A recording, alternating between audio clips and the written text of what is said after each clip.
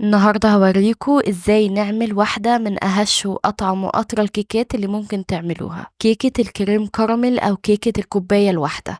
هنعملها النهاردة في الخلاط وهنعاير كل المقادير بكوباية واحدة. طعمها بجد بيطلع حلو قوي وسهلة، وطريقة إعدادها كمان في منتهى السهولة. لايك وشير للفيديو ويلا بينا على الطريقة. وفي البداية عندي في الخلاط هحط كوباية من السكر، على السكر بحط كوباية من الحليب، باحط كمان معلقة صغيرة من الفانيليا، وكمان ظرف كده من الكريم كراميل، بودرة الكريم كراميل اللي بنجيبها جاهزة من برّه. هناخد الظرف اللي فيها اللي هو بتاع البودرة ونضيفه على الحليب والسكر. كمان هاحط كوباية من الزيت، وباخد كل المقادير دي وأضربها في الخلاط لمدة 3 دقايق والّا حاجة، لحد ما القوام يتقل معايا ويدّيني الشكل ده كده. السكر اللي هنستخدمه في الكيكة دي لازم يكون لونه فاتح مش غامق علشان يدينا نتيجة أفضل، والحليب يبقى عندي دافي شوية زي دمعة العين كده علشان يدوب لي السكر أسرع. تمام قوي كده. بعد لما وصلنا للقوام ده هناخد منه كوباية، بنفس الكوباية اللي احنا عيرنا بيها المقادير. هناخد كوباية بقى من الخليط ده. هنسيب بقى الكوباية دي على جنب وناخد باقي الخليط ونحط عليه كمان معلقة صغيرة من الفانيليا.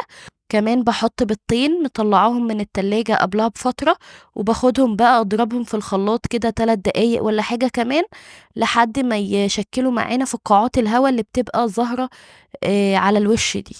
بنخفقهم كده مع بعض شوية حلوين علشان ندخّل فيهم أكبر كمية من فقاعات الهوا علشان تخلّي لي الكيكة بتاعتنا هشة ومرتفعة أكتر.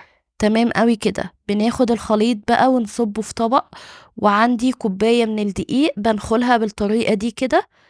باحط على كوباية الدقيق دي معلقة ونُص من البيكنج باودر، وكمان رشة ملح.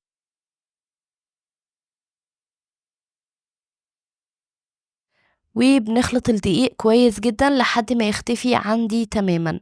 الخليط بقى لو حسيتوه تقيل شوية بعد لمّا الدقيق بيختفي، لو حسيتوا إن الخليط تقيل شوية ممكن تضيفوا له معلقتين من الحليب.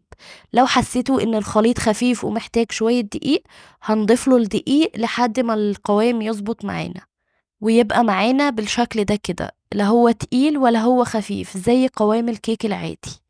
بعد لمّا بنخفق بالمضرب اليدوي بالراحة خالص ونتأكد إن الدقيق اختفى، بنجيب برضه spatula ونأكد برضه من تحت لفوق كده إن الدقيق اختفى تمامًا وداب كلّه مع الخليط السايل.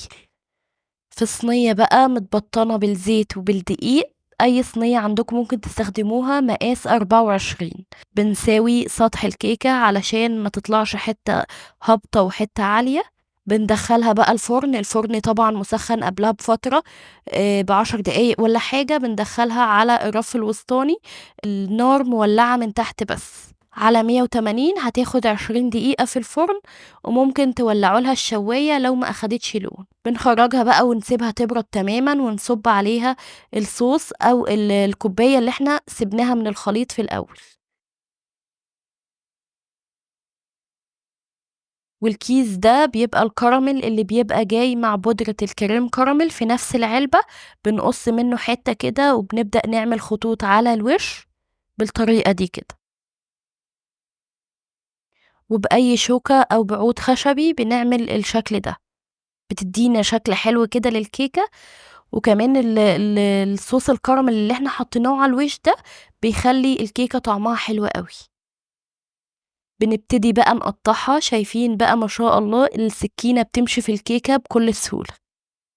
الكيكة دي ما شاء الله من سهولتها هتعملوها كل يوم.